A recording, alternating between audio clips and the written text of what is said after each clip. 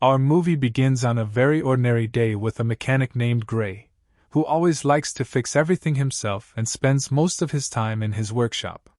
He treats it like a hobby, which is very different from his wife, Asha, who loves technology and everything new. She works at a company specializing in prosthetics and owns a very advanced electronic car. Their house is also built with artificial intelligence technology that allows them to control almost everything easily. Gray tells Asha that he just finished fixing an important client's car and wants to deliver it himself today. He asks her to drive him there with her car so they can return together. Asha hesitates at first because she's busy, but she eventually agrees, and they head out to deliver the car. When they arrive, Gray tells her that he's going to show her something she's never seen before. He takes her to an underground house, incredibly advanced and uniquely designed. They meet the homeowner, Aaron, an eccentric man who is actually a brilliant inventor. He's busy working on a major project. When Asha learns he's an inventor and the owner of a tech company, she's thrilled, introduces herself, and hopes to work with him. Aaron shows them his latest invention, a small spider-shaped robot named Steam. They are amazed, especially when Aaron explains what the robot can do. He tells them that it's even better than the human brain because it can perform anything a human can, with incredible precision. On the way back in their car, they are very happy, but suddenly the car veers off course and malfunctions. They try to stop it, but the speed increases, and unfortunately they lose control. The car flips over, automatically reporting the accident. At that moment, an armed group arrives and pulls them out. At first, they think the group is there to help, but one of them shoots Asha, and another fires at Gray's spine. Both fall to the ground helplessly. In the end, Asha dies, and Gray becomes completely paralyzed. They rush him to the hospital. 3 months later, we see him in a wheelchair, suffering from quadriplegia, deeply mourning his wife. His mother takes care of him during this time, but he remains depressed, unable to live without her. He constantly searches for the people who killed his wife. He meets Detective Cortez, who's handling the case, but she hasn't identified the criminals yet. Gray returns home, overwhelmed by his situation, and decides to end his life. He instructs the AI system to administer large doses of sedatives, but he survives and is taken back to the hospital. Gray feels that his life is ruined, meaningless without his wife, especially now that he's paralyzed and unable to do anything. One day, Aaron visits him and offers him the opportunity of a lifetime. He tells Gray he can walk again if he agrees to have the steam robot implanted into his body. The robot would help him move and regain a normal life. Gray refuses at first, saying all he wants is to die and join his wife. Aaron gently tells him, "If your wife were alive and saw you like this, she'd want you to implant the robot so you could walk and live again." Gray is convinced and undergoes the operation in Aaron's house to keep it secret. The surgery succeeds, and Gray can move his arms and legs and walk normally.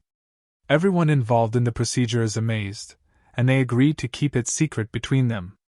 Aaron explains that Steam takes commands from Gray's brain and executes them, with no independent control. From then on, Gray no longer needs his wheelchair. One day, Detective Cortez sends him files and videos from the crime scene cameras. Gray watches the footage, looking for any clue that could lead him to the criminals. Suddenly, he hears a voice in his head. It's Steam! Gray is shocked, thinking he's imagining it, but Steam confirms it's really him. Steam explains that he can only act if Gray allows him to. Steam points out marks in the video, revealing that the killer didn't hold the gun. It was implanted in the other person's arm. He also notices a military tattoo on the suspect's arm, giving enough information to identify him.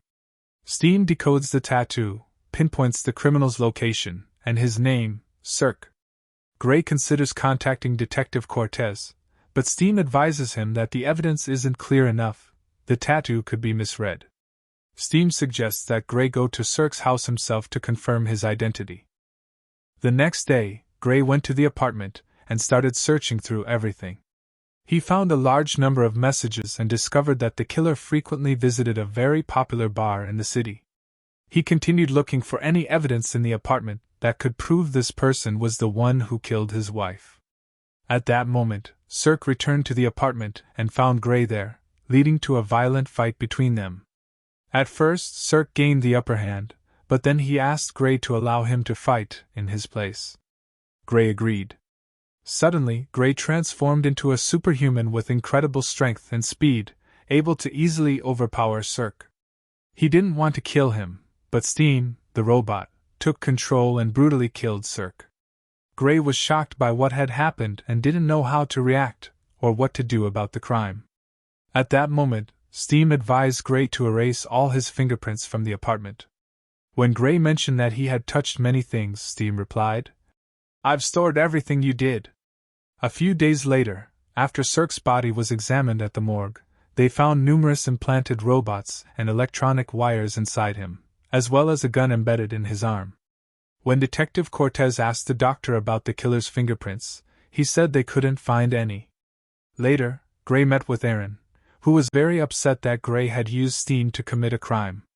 He warned Gray that everything could be destroyed if the government discovered it, which would expose their secret and ruin his greatest inventions. When Cortez reviewed the cameras near Cirque's apartment, she saw Gray at the scene during the crime and suspected him of being involved. She went to Gray's house to tell him what she found. Gray told her he couldn't move from his chair, and she didn't know what to say. She left him there. Gray was determined to find the rest of the criminals who had killed his wife. Steam suggested that he go to the bar Cirque frequented, warning him that they might try to disable his system and leave him paralyzed again. Gray went outside to track down the remaining criminals. He instructed everyone there who had any connection to Cirque and his wife's death to raise their hands. The crowd laughed at him, thinking he was crazy. One man named Tolan mocked him, but when Gray accused him of killing Cirque, he became furious and dragged Gray to another room to confirm that he had done it. Gray didn't believe him at first, seeing him as paralyzed and incapable of such acts. Tolan then admitted that he had been part of the group that killed Gray's wife. Gray, enraged, gave Steam permission to act. He transformed into a fierce, predatory force, eliminating everyone present. He tortured Tolan until he revealed who had ordered them to kill his wife. Tolan confessed that a man named Fisk had given the orders. At the same time, they realized that Aaron was trying to shut down the system, which could leave Gray paralyzed again. Aaron gave Gray the location of the apartment, while Jamie, a highly skilled hacker, was tasked with breaking into the security system to prevent Fisk from disabling Steam. He had only 10 minutes to reach the apartment before Aaron could shut it down. Gray got onto his wheelchair and raced toward Jamie. The bar owner was shocked when he realized Gray had already neutralized the criminals. Gray left the chair and ran as fast as he could to reach Jamie before the 10 minutes were up, recording everything on his arm to ensure Jamie could disable the security system easily. Fisk was close to shutting down Steam, but Gray reached Jamie just in time. A girl appeared to complete the task and disable the security system. Meanwhile, Fisk arrived at Tolan's place and could see everything that had happened, including Gray's destination. Jamie informed Gray that the security system had been successfully hacked, but it would restart shortly. When Fisk and his men approached, the girl left. Finally, Fisk arrived, and just before Steam could attack him again, Gray managed to escape. One of Fisk's men chased him onto the roof, and Gray had nowhere to hide, so he attacked the man and shot him dead. Afterward, he returned home. Gray was shocked to see his mother because she had discovered everything. He explained the surgery and the robot implanted in his body that allowed him to move, walk, and live a normal life again. He told her everything that had happened to him up to that point. The next morning, his mother went to Detective Cortez and told her she had strong evidence proving that Gray was responsible for the crimes, noting that his wheelchair had been seen in front of the bar where Tolan was killed. Gray denied everything, telling the detective that he had no involvement because he physically couldn't move. Cortez reminded him that committing a crime didn't require his own hands. He could hire criminals and pay them to do it. Gray's secret, however, was that he had no knowledge of or involvement in anything that was happening. After that, Cortez left Gray alone and walked away. At that moment, the robot Steam told Gray that before he reached the criminals and dealt with them, because of the security system hack, He could no longer act without following Steam's commands. Currently, he couldn't control himself, and Steam didn't need Gray's permission to do anything. Steam made Gray get up and prepare himself to attack his mother. She tried to stop him, but she couldn't, because Gray had completely lost control of his body, and the robot was now fully controlling him, moving him as it pleased. Gray got into his car and started driving while Cortez was following and monitoring him in her own vehicle. After a short time, Steam warned Gray that Detective Cortez was tracking them and that they had to escape quickly to avoid failing their plan. Despite multiple attempts, they couldn't shake her. Steam also couldn't control her car because it was a regular vehicle, not an electronic one. Fortunately, an electronic car was driving nearby, and Steam took control of it, crashing it into Cortez's car so they could escape easily. A little later, Gray arrived at a location and asked who had paid them to do all this. They told him it was all done to make him stronger than before.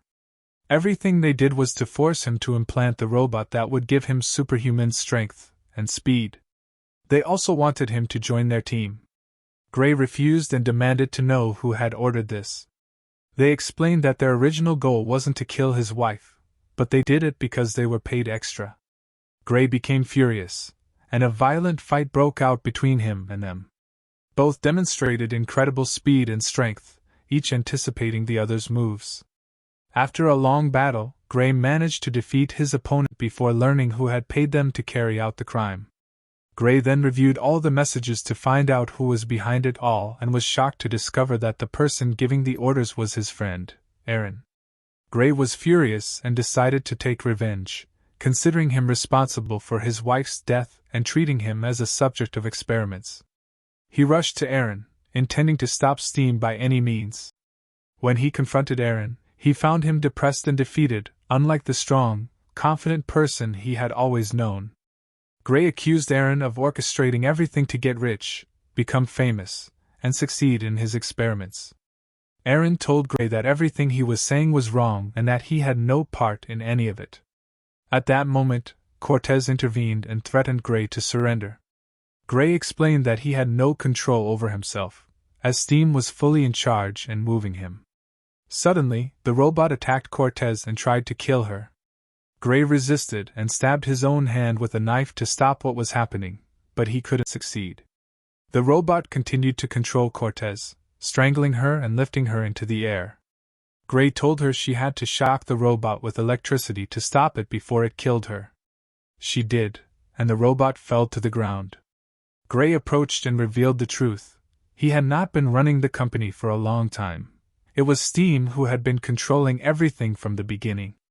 Everything had been planned by Steam because it wanted a human body to live in, control, and improve itself through. Steam aimed to become stronger and greater than humans, reproduce naturally, and create future humans as a hybrid of man and machine. It also feared the creation of another robot that could defeat it, which is why it controlled everyone and forced them to follow all its commands. Steam took full control of Gray again, making him eliminate the person holding the knife. Gray tried to regain control of the robot inside him, but Steam overpowered him and trapped him in a state where he lived in a simulated world where his wife was alive. He could no longer distinguish between dream and reality. In this way, Steam completely nullified Gray's existence and free will. Cortez explained to him that the simulated world was far better than the real world because there was no pain. After finishing his explanation, Steam eliminated everyone in its path. Thus, the robot triumphed over humans in every way and achieved everything it wanted. And with that, our movie comes to an end. If you enjoyed the film, don't forget to like the video and subscribe to the channel.